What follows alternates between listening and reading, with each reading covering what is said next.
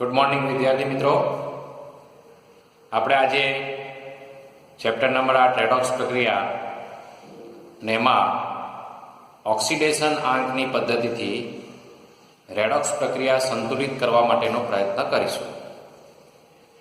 તમે જનરલી ધોરણ 9 થી રાસાયણિક પ્રક્રિયાઓને સંતુલિત કરતા આવતા શીખ્યા છો,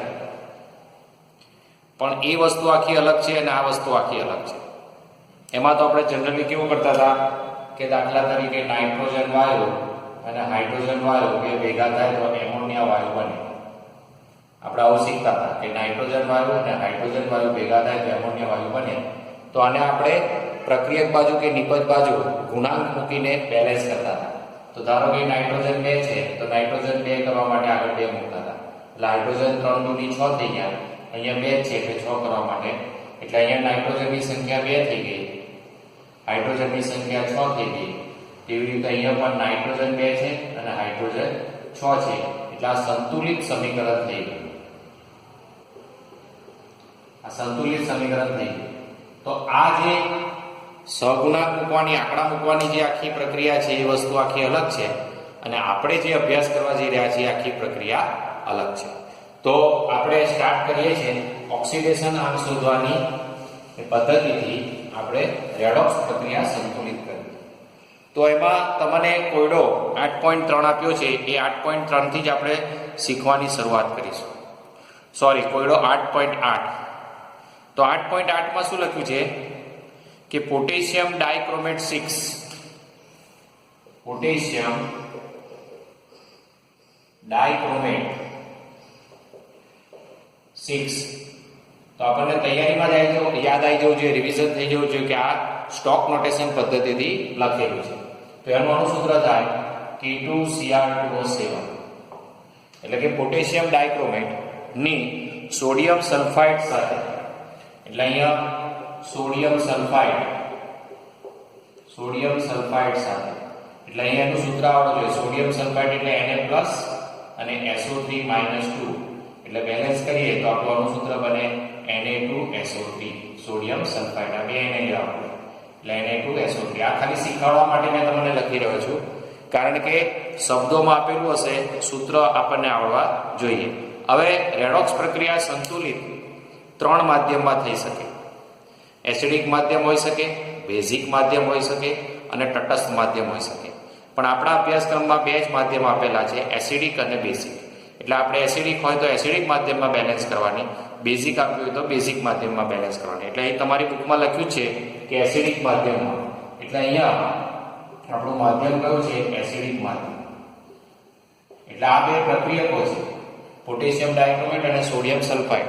આ બંને પ્રક્રિયકો વચ્ચે પ્રક્રિયા થાય છે એસિડિક માધ્યમમાં, અને લખ્યું છે કે પ્રક્રિયાથી બનતા ક્રોમિયમ આયન, ક્રોમિયમ 3 આયન એવું લખ્યું છે, ક્રોમિયમ 3 આયન. એટલે ક્રોમિયમ 3 આયન એટલે કોણ? તો કે Cr+3 વત્તા બીજું લખ્યું છે સલ્ફેટ આયન. એટલે સલ્ફેટ આયન એટલે આપણને આવડી જવું જોઈએ કે સલ્ફેટ આયન એટલે કોણ? તો કે SO4 -2 બનતા સલ્ફેટ આયન ને ચોખ્ખા આયનીય સમીકરણ સ્વરૂપે લખો. એટલે આપણે પહેલું તો વાંચીને આયનીય સમીકરણ લખ્યું, એને શું કહેવાય? આયનીય સમીકરણ. અને હવે આપણે એને બેલેન્સ કરવાનું છે. હવે પેલી પદ્ધતિથી નથી કરવાનું, આપણે કઈ પદ્ધતિથી કરવાનું છે? તો કે ઓક્સિડેશન આંકની પદ્ધતિથી આપણે રેડોક્સ પ્રક્રિયાને સંતુલિત કરવાનો પ્રયત્ન કરીશું. તો સૌપ્રથમ આપણને આમાં ખબર પડી જવી જોઈએ કે આમાં K+ અને Cr2O7 -2 આયન છે, એટલે 2K+. અને આમાં તો આપણને ખબર છે કે Na+ અને SO3 -2 છે, સલ્ફાઇડ આયન છે, આ ડાયક્રોમેટ આયન છે. આટલું આપણને ખબર હોવી જોઈએ. હવે આપણને ક્લિયર ખબર પડવી જોઈએ કે આ ડાયક્રોમેટ આયન છે એમાંથી આ Cr+ થી બન્યો હશે, અને આ સલ્ફાઇડ આયન છે એમાંથી શું બન્યું હશે? SO4 -2 બન્યું હશે. એટલે અહીંયા જે સોડિયમ આયન છે અને પોટેશિયમ આયન છે, એટલે કે 2K+ આયન છે અને 2Na+ આયન છે, આ બંને પ્રેક્ષક આયનો છે, ઓડિયન્સ.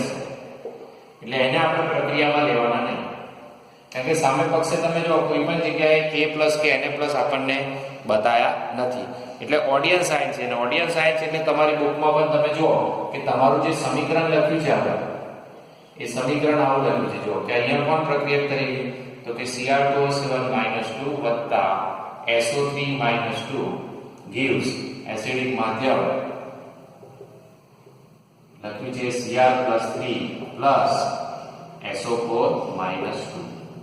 તો પહેલું તો આપણને પ્રશ્નમાં જે પ્રક્રિયકો આપ્યા છે, જે નિપજો આપી છે, તેના અણુસૂત્રો આપણને આવડવા ખૂબ જરૂરી છે. જો એ ન આવડે તો આપણે સાચી પ્રક્રિયા લખી ન શકીએ, અને સાચી પ્રક્રિયા જો લખી ન શકીએ તો આપણે સાચો જવાબ મેળવી શકશું નહીં. હવે આના કેટલાક સોપાન છે. એટલે સોપાન નંબર 1 કે મૂળ આયનીય પ્રક્રિયા લખો. તો આપણે આ સોપાન નંબર 1 પૂરું કર્યું. સોપાન નંબર 1 મૂળ આયનીય પ્રક્રિયા લખી દીધી. આ તમારું સોપાન 1. સોપાન 1 એટલે નિયમ નંબર 1. આટલું યાદ રાખવાનું. એટલે કોઈ પણ આપણે બે રીતો છે, ઓક્સિડેશન આંકની રીત છે અને અર્ધ પ્રક્રિયાની રીત છે. એમાં કોઈ પણ રીત હોય તો એમાં પહેલું તો આપણને આયનીય સમીકરણ બનાવતા શીખી જવાનું. ટૂંકમાં પ્રક્રિયક બાજુ અને નિપજ બાજુ જોવાનું, જે પ્રેક્ષક આયન હોય એને દૂર કરી દેવાના. પછી જરૂર પડે તો છેલ્લે સેટ થતા હોય તો કરવાના, બાકી ચાલે ના મૂકો તો. હવે બીજું સ્ટેપ છે સોપાન નંબર 2. તો સોપાન નંબર 2 શું છે? તો કે ઓક્સિડેશન આંકની ગણતરી કરો. ઓક્સિડેશન આંકની ગણતરી કરો. તો હવે જો હું તમને થોડુંક ચોપડીથી વધારાનું કહું છું, તમારે ધ્યાનમાં રાખવાનું કે હાઇડ્રોજન અને ઓક્સિજન એ પ્રેક્ષક આયનો છે. કોક જ પ્રક્રિયામાં એમના ઓક્સિડેશન આંક શોધવાની જરૂર પડશે. તે સિવાયના અન્ય તત્વો છે કે આયન છે, એમના ઓક્સિડેશન આંક આપણે શોધી કાઢવા. અહીં જો સ્પષ્ટ દેખાય છે કે આ બાજુ Cr છે તો આ બાજુ Cr છે, એટલે Cr નો શોધશો એમાં વધારો ઘટાડો જોવા મળશે. તો તે સમયે ઓક્સિજનનો આપણે કેટલો લઈશું? -2 લઈ લઈશું, કે પ્રેક્ષક આયન છે, ઓડિયન્સ છે, પ્રેક્ષક પરમાણુ છે. અહીંયા બી સલ્ફર છે, ઓક્સિજન છે, ઓક્સિજન છે. તો એ ખબર પડી જોઈએ કે આમાંથી આ બને છે, તો સલ્ફરનો શોધી કાઢવાનો. એટલે વધારો ઘટાડો ક્રોમિયમ કે સલ્ફરમાંથી જોવા મળશે. એટલે જનરલી આપણે એ રીતે ટ્રાય કરવાનો. હવે જો આ સ્ટેપ બહુ જ મોસ્ટ ઇમ્પોર્ટન્ટ છે. બીજું સ્ટેપ કે ઓક્સિડેશન આંકની ગણતરી કરો. તો ઓક્સિડેશન આંકની ગણતરી કરો એટલે આ પ્રક્રિયામાં તો Cr અને S છે, એટલે તમારી બુકમાં ઉકેલમાં Cr અને S ની ગણતરી કરો એવું લખ્યું છે. કેમ કે ઓક્સિજનને આપણે શું કીધું? પ્રેક્ષક પરમાણુ કીધા છે. તો અહીંયા ના આવડે તો રફલી તમારે ગણતરી કરતા શીખી જવાનું. દાખલા તરીકે આ Cr2O7 - 2 છે, તો આપણને ખબર પડી ગઈ કે Cr2O7 = -2. Cr નો શોધવાનો છે, એટલે 2 કૌંસમાં Cr વત્તા 7 કૌંસમાં O નો કેટલો? -2 બરાબર -2. 7 × 2 = 14. પેલી બાજુ જાય તો +14 થાય, અને +14 માંથી 2 જાય એટલે +12 થાય. એટલે Cr બરાબર શું થયું? તો કે +12 / 2 એટલે +6 થઈ. એટલે અહીં 2 વડે આપણે ભાગી કાઢે તો +6 થઈ. એટલે અહીંયા Cr નો ઓક્સિડેશન આંક કેટલો થઈ ગયો? +6. અને અહીંયા કેટલો છે? +3. આ તો દેખાય જ છે આપણને, મુક્ત આયન છે એટલે +3 છે જ. તો ચાલો એક કામ પતી ગયું. હવે SO3 - 2 માં S નો શોધવાનો છે. તો SO3 બરાબર -2, S વત્તા 3 કૌંસમાં O નો કેટલો? -2 બરાબર -2. 3 × 6 પેલી બાજુ જાય એટલે -6 ની જગ્યાએ +6 - 2 બરાબર +4. એટલે અહીંયા S નો કેટલો મળ્યો? +4. O નો તો આપણને ખબર જ છે, O નો -2 છે. લખો કે ના લખો કોઈ ફરક પડતો નથી, પણ આપણને વધારો ઘટાડો ક્યાં જોવા મળશે? આનું +. હવે આમાં S નો શોધો. તો અહીંયા SO4 કરી દઉં. SO4 બરાબર -2 માટે 4 કૌંસમાં -2 માટે 4 × 8 એટલે અહીંયા કેટલો આવશે? +6 આવશે. કેટલો આવશે? +6. તો આવું રફ કામ કરી દેવાનું. ચાલુમાં નથી બતાવવાનું, પાછળના પેજ પર રફ કામ આવું તમારે કરી દેવાનું. એટલે સોપાન 2 નું આપણને ક્લિયર થઈ ગયું કે ઓક્સિડેશન આંકની ગણતરી કરો. હવે ગણતરી કરવાથી જ આપણને અહીંયા ખબર પડી ગઈ. હવે આ સ્ટેપને હું સોપાન 2 જ કહી દઉં છું, એટલે તમારે થોડી જગ્યાનો અભાવ રહે તો સમજી લેજો. આ તમારું સોપાન 2 થઈ ગયું. ઓક્સિડેશન આંકની ગણતરી કરો. તો આ મેં કરી દીધી. આ સોપાન નંબર 2 થઈ ગયું. નિયમ નંબર 2. એટલે અહીંયા તમને સ્પષ્ટ દેખાય છે કે +6 માંથી થયો +3, એટલે ઓક્સિડેશન આંકમાં ઓક્સિડેશન આંકમાં ઘટાડો થયો એટલે આ કઈ પ્રક્રિયા થઈ ગઈ? રિડક્શન અર્ધ પ્રક્રિયા થઈ ગઈ.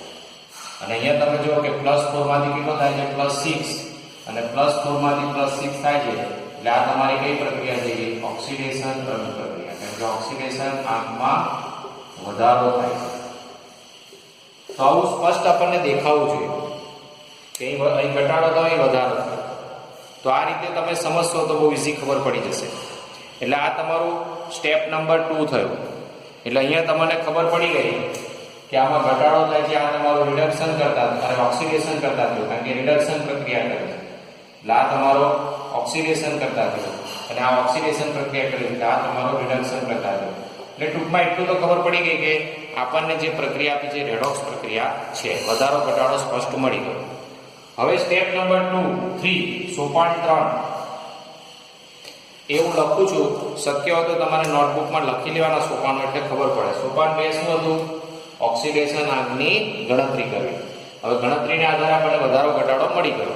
હવે સોપાન 3 શું છે? તો તમારી બુકમાં લખ્યું છે ઓક્સિડેશન આંકમાં થતા વધારા ઘટાડાની ગણતરી કરો અને તેને સમાન કરો. તો અહીંયા હું જરા અલગ રીતે લખું છું સોપાન 3 કે ઓક્સિડેશન આંક શોધેલા પરમાણુઓની સંખ્યા સરખી કરી ઓક્સિડેશન આંકની શોધેલા પરમાણુની સંખ્યા સરખી કરી તે સંખ્યા વડે ઓક્સિડેશન આંકને ગુણવા અને ઓક્સિડેશન આંકનો વધારો ઘટાડો પછી આપણે સમાન કરીએ છીએ અને સંખ્યા ગુણવા ત્યારબાદ વધારો ઘટાડો સમાન કરવો. એટલે અહીંયા તમારે શું કીધું છે? વધારો ઘટાડાની ગણતરી કરો અને સમાન કરો. પણ તમને આ સ્ટેપ નહીં આવડે, તમે ડાયરેક્ટ જ ગણી કાઢશો. એટલે પહેલા પરમાણુ સરખા કરવા પડશે. આ ખાસ નોંધ રાખજો સ્ટેપ નંબર 3 માં. ફરીથી લખું છું ઓક્સિડેશન આંકમાં શોધેલા પરમાણુઓની સંખ્યાને સરખી કરવાની, તે સંખ્યા વડે ઓક્સિડેશન આંકને ગુણવાનું અને પછી વધારો ઘટાડો સમાન કરવો. પછી બેલેન્સ કરીશું આપણે. એટલે જોઈએ આપણે જો સ્ટેપ નંબર 3. તો હું જરાક અહીંયા ઉપર લખું છું આ સ્ટેપ નંબર 3 એટલે તમને વધારે સ્પષ્ટ થશે. તો અહીંયા ધ્યાન આપજો. સ્ટેપ નંબર 3 અહીં ઉપર લખું છું જગ્યા ના પાડો. એટલે અહીંયા શું થશે? આ સ્ટેપ નંબર 3 અહીં લખું છું. તો ચાલો અહીંયા CR કેટલા છે? 2. આપણે અહીંયા જેનો વધારો ઘટાડો છે તે જ પરમાણુ જો ઓક્સિજનને જોવાની જરૂર જ નથી. ઓક્સિજન શું છે? પ્રેક્ષક પરમાણુ છે. હવે અહીંયા CR 2 છે અને CR કેટલો છે? 1 જ છે. એટલે CR બેલેન્સ કરવા પડશે. એટલે શું થઈ ગયું? Cr2O7 -2 વત્તા અહીંયા શું છે? SO3 -2 gives 2Cr + 3 કરવા પડશે અને વત્તા SO4 -2. એટલે અહીંયા Cr 2 છે, અહીંયા Cr 2 થઈ ગયા. હવે બીજો એક કોનો શોધ્યો? તો સલ્ફરનો. તો અહીં તો સલ્ફર એક જ છે, અહીંયા પણ એક છે એટલે એને ગણવાની જરૂર નથી. એટલે ઓક્સિડેશન આંક શોધેલા પરમાણુની સંખ્યા સરખી કરી. જો અહીં Cr 2 હતા તો 2 કર્યા. આ તો એક છે એટલે સરખા જ છે એટલે અહીંયા કંઈ કશું કરવાની જરૂર નથી. તે સંખ્યા વડે ઓક્સિડેશન આંકને ગુણો. એટલે અહીંયા Cr નો ઓક્સિડેશન આંક કેટલો હતો? +6. તો +6 ગુણ્યા 2 કરીશું એટલે +12 થશે. અહીંયા કેટલો હતો? +4. હવે આ તો એક જ છે એટલે ગુણ્યા 1 બરાબર +4. હવે આને કેટલા કરીશું? +3 હતા. +3 ગુણ્યા 2 કરીશું એટલે કેટલો થયો? +6. અને આને કરીશું +6 ગુણ્યા 1 બરાબર +6. એટલે હવે આપણને સાચો વધારો ઘટાડો મળ્યો. નહીં તો આ સ્ટેપ પ્રમાણે તમે શું કરતા? 6 માંથી 3 ગયા એટલે કે 3 નો ઘટાડો. અને અહીં શું કરતા? આ બરાબર જ આવતો કારણ કે એક જ છે એટલે. પણ અહીંયા એક છે ને અહીં 2 CR છે. અહીંયા 2 CR માં 1 CR નો 6 છે એટલે 2 CR નો કેટલો થાય? 12. અને અહીંયા 1 CR નો 3 છે એટલે 2 CR નો કરવો પડે, બેલેન્સ કરવા પડે. પેલો નિયમ તો ખરો જ આપણે 9મા 10મામાં સંતુલિત કરતા હતા પરમાણુની સંખ્યા. તો એટલે અહીંયા કર્યો એટલે અહીંયા કેટલો થયો? 6 થયો. તો તમે હવે જુઓ કે અહીંયા વધારો કેટલો થયો? તો કે ઓક્સિડેશન આંકમાં 6 નો ઘટાડો થયો.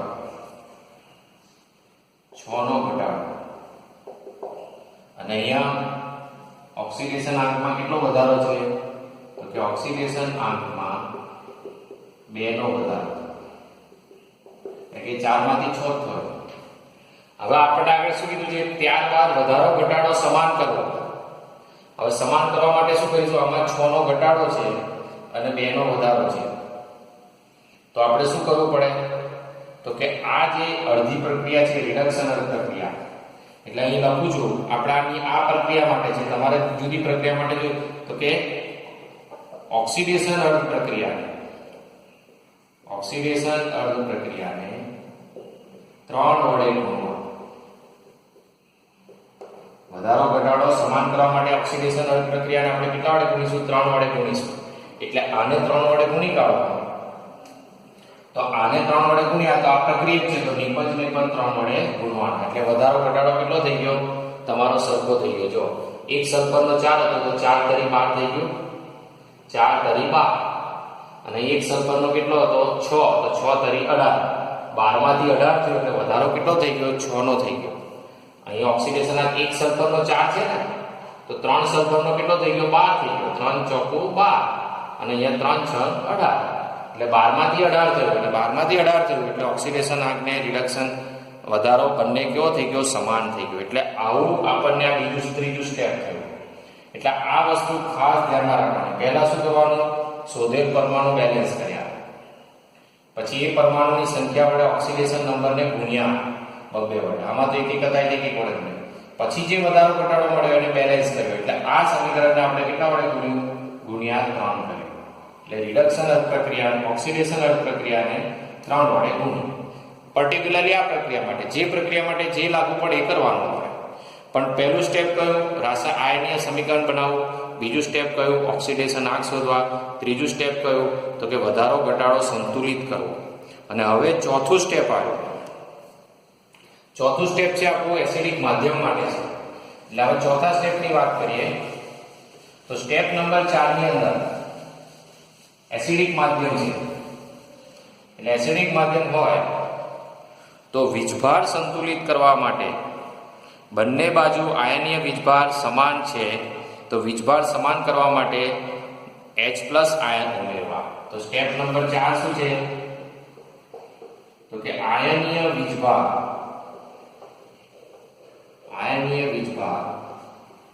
સમાન કરવા માટે H+ આયન ઉમેરવા. કારણ કે એસિડિક માધ્યમ છે, એસિડિક માધ્યમ હોવાથી એટલે આપણને નિયમ નોંધી લેવાનો કે એસિડિક માધ્યમ હોવાથી આયનીય વીજભાર સમાન કરવા માટે આપણે શું કરીશું? તો કે H+ આયન કરીશું. હવે વીજભાર કેવી રીતે ગણવાનો હોય? જો હું અહીં શીખવાડું છું. આનો પેટું લખું છું. Cr2O7 - 2 + 3SO3 - 2 gives 2Cr + 3 plus SO4 3SO4 - 2. તો ચાલો વીજભાર કેટલો થયો આ આયનનો? તો અહીં કશું નથી, 1 ગુણવાનું એટલે 1 ગુણ્યા 2 એટલે -2 થયો વીજભાર. અહીંયા 3 દુની 6 થયો -6, એટલે પ્રક્રિયક બાજુ -6 + -2 એટલે કેટલા થયા? -8 થયો. પ્રક્રિયક બાજુ કેટલો છે? પ્રક્રિયક બાજુ વીજભાર કેટલો છે? -8. આ સમજી લેજો. હવે નિપજ બાજુ જોઈએ તો 3 દુની 6 તો +6 થયો એટલે +3 છે, અને +3 દુની 6 -6 એટલે આ બાજુ વીજભાર કેટલો થઈ ગયો? 0. નિપજ બાજુ વીજભાર કેટલો છે? 0. તો બોલો આ બાજુ -8 છે અને આ બાજુ 0 છે. હવે H+ નો વીજભાર તો કેવો છે? +1 છે. તો વિચાર કરો કે મારે કઈ બાજુ 0 કરવો પડશે? આ બાજુ 0 કરવો પડશે. એટલે આ બાજુ 0 કરવા માટે આપણે પ્રક્રિયક બાજુ 8H+ આયન ઉમેરીશું. કેટલા? 8H+ ion. એટલે એસિડિક માધ્યમ હોવાથી આયનીય વીજભાર સમાન કરવા H+ આયન ઉમેરો તો આપણે લખવાનું, એટલે એ લખવાની જરૂર નથી. અહીં સીધું જ તમારે પ્રક્રિયક બાજુ 8H+ ઉમેરી દેવાના. એટલે અહીંયા શું થશે? પ્રક્રિયક બાજુ જુઓ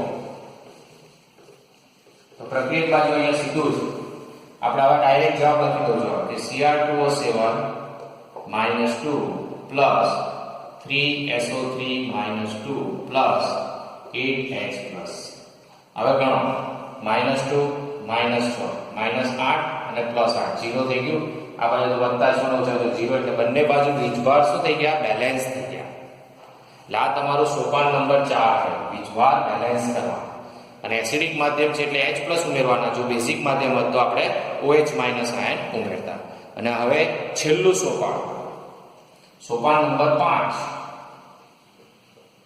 કે H પરમાણુઓની સંખ્યા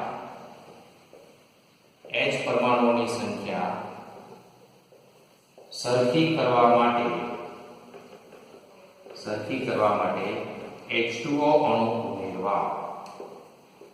શું ઉમેરવા? H2O અણુ, પાણીના અણુ ઉમેરવાના. તો હવે આપણને H+ ગણતા આવડવું જોઈએ. H+ ગણતા શીખવાનું. ચલો આમાં H છે નથી, આમાં H છે નથી, અહીંયા 8H છે. એટલે પ્રક્રિયક બાજુ કેટલા H છે? પ્રક્રિયક બાજુ 8H પરમાણુ છે, 8H છે. અને નિપજ બાજુ તો કોઈ H જ નથી એટલે આ બાજુ H2 આવે. એક H2O માં કેટલા H હોય? 2. એટલે પ્રક્રિયક એટલે H પરમાણુની સંખ્યા કરવા માટે આપણે શું કરીશું? નિપજ બાજુ 4H2O ઉમેરીશું. 4H2O ઉમેરીશું. અને નિપજ બાજુ 4H2O ઉમેરીશું એટલે આપણો જવાબ શું થશે? જો તો કે Cr2O7 - 2 plus 3SO3 - 2 plus 8H plus gives 3Cr+3 plus 3SO4 - 2 plus 4H2O. અને આ 5 સોપાનનો ઉપયોગ કર્યો તો આ જે તમારું સમીકરણ બન્યું તે રેડોક્સ સંતુલિત સમીકરણ બન્યું. રેડોક્સ સંતુલિત સમીકરણ આ તમારો ફાઇનલ જવાબ આવી ગયો. એટલે ઓક્સિડેશન આંકની પદ્ધતિથી તમે 5 સોપાનનો ઉપયોગ કરી અને પ્રક્રિયાને બેલેન્સ કરી શકો. જો હવે આપણે એનો તાળો મેળવીએ તો તાળો મેળવવા માટે આપણે શું કરીએ છીએ જોજો. તો આ રીતે 5 સોપાન આપણને આવડવા જોઈએ. અને 5 સોપાન જો પ્રોપર કરતા આવડી ગયું તો આપણને 5 ગુણ મળશે. 5 ગુણમાં પ્રશ્ન પૂછાય છે. ઘણીવાર 4 ગુણમાં પૂછાય છે, ઘણીવાર 5 ગુણમાં પૂછાય. હવે તમારે તાળો મેળવવા માટે શું કરવાનું? તો જો પ્રક્રિયક બાજુ અને નિપજ બાજુ. તો પ્રક્રિયક બાજુ અહીંયા Cr, તો Cr કેટલા છે? 2. તો સામે નિપજ બાજુ પણ Cr કેટલા છે? 2. અહીંયા 2 આવશે, 2Cr. ચાલો, એટલે પ્રક્રિયક બાજુ 2 તો કે નિપજ બાજુ પણ 2 છે. ક્લિયર? ચાલો હવે આપણે કોની બાજુ લઈશું? ચલો Cr નું કામ પૂરું થઈ ગયું. સલ્ફર લઈએ તો સલ્ફર પ્રક્રિયક બાજુ 3 છે, નિપજ બાજુ પણ 3 છે. આ રીતે તાળો મેળવો. ઓક્સિજન ગણ્યા તો ઓક્સિજન છે 7 ને 3 કરી 9, 7 ને 9 કેટલા થાય? 16. 7 ને 9 16. તો નિપજ બાજુ કેટલા? 3 ચોકુ 12, 12 ને 4 16. તો બેલેન્સ થયું. ચલો H પરમાણુ ગણીએ તો 8. તો પેલી બાજુ 4 ગુણી 8. અને છેલ્લે અંતમાં બંને બાજુ વીજભાર પણ બેલેન્સ થવો જોઈએ. તો વીજભાર ગણો તો આનો કેટલો? -2. આનો 3 દુની 6 -6 વત્તા 8 એટલે -8 એટલે આ બાજુ 0. તો આ બાજુ 3 દુની 6, આ બાજુ 3 દુની 6 અને તટસ્થ પરમાણુનો 0 હોય એટલે 6 માંથી 6 જાય એટલે 0. એટલે આ બાજુ પણ 0. એટલે વીજભાર બંને બાજુ તો 0. તો આ રીતે તમે જે સોપાનોનો ઉપયોગ કરીને જવાબ મેળવ્યો છે એ આ રીતે તમે બેલેન્સ કરી શકો છો. ક્લિયર થયું બધાને?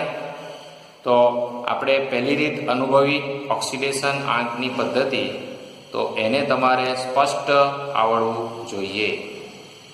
એટલે આ રીતે તમે પ્રેક્ટિસ કરી શકશો. અને જેટલી પ્રેક્ટિસ કરશો એટલું તમને મજા આવશે. તો આટલું ક્લિયર થઈ ગયું. હવે ફટાફટ આપણે કોયડો 8.9 પણ જોડે લઈ લઈએ. તો કોયડો 8.9 અને એમાં શું આપણને કીધું છે એવું તમારે ફટાફટ સોપાનો લઈ અને પૂરું કરતા શીખવાડીશ. તમારે જાતે પ્રેક્ટિસ કરવાની, નિયમોને સમજવાના. તો ચાલો, પહેલું સોપાન શું હતું? પ્રેક્ટિસ કરતા પહેલા આપણે સોપાન નંબર 1 શું હતું? તો કે સાચા સૂત્રો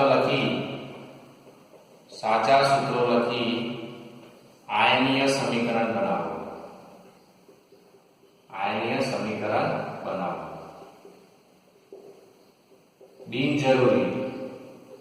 બિનજરૂરી પ્રેક્ષક આયન દૂર કરવા. આપણે બિનજરૂરી પ્રેક્ષક આયનોને દૂર કર્યા ને, K+ ને Na+ ને બધા દૂર કરી દીધા, જરૂર નથી. નંબર 2 શું છે? તો કે ઓક્સિડેશન આંકની ગણતરી કરવી. ઓક્સિડેશન આંકની ગણતરી કરવી. O અને H પ્રેક્ષક પરમાણુ સમજવા. આ જાણવા માટે એટલે બને ત્યાં સુધી આ બે સિવાયના શોધવાના.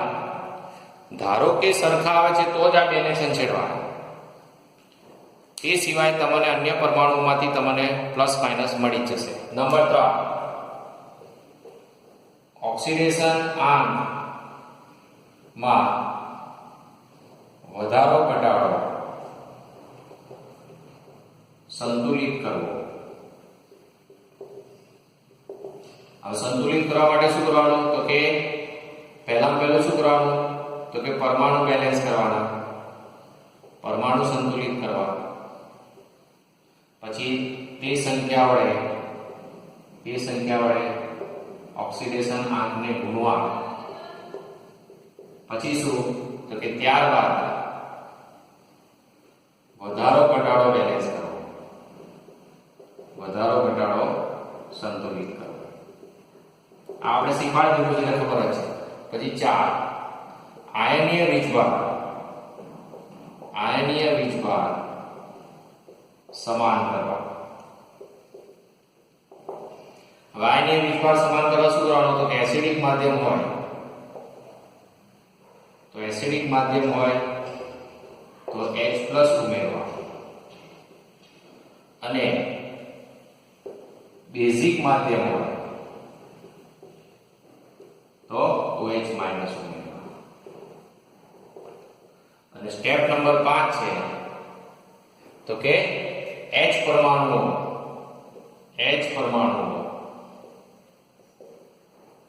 સંતુલિત કરવા. શું કરવાનું? H2O ઉમેરવાનું. શું કરવાનું? H2O ઉમેરવાનું. જે બાજુ ખૂટતા હોય, પ્રક્રિયક બાજુ ખૂટતા હોય તો પ્રક્રિયક બાજુ, નિપજ બાજુ ખૂટતા હોય તો નિપજ બાજુ. તો આવા ઓક્સિડેશન આંક પદ્ધતિના આવા 5 સોપાન છે. એ 5 સોપાન આપણા મગજમાં ક્લિયર થઈ જવા જોઈએ.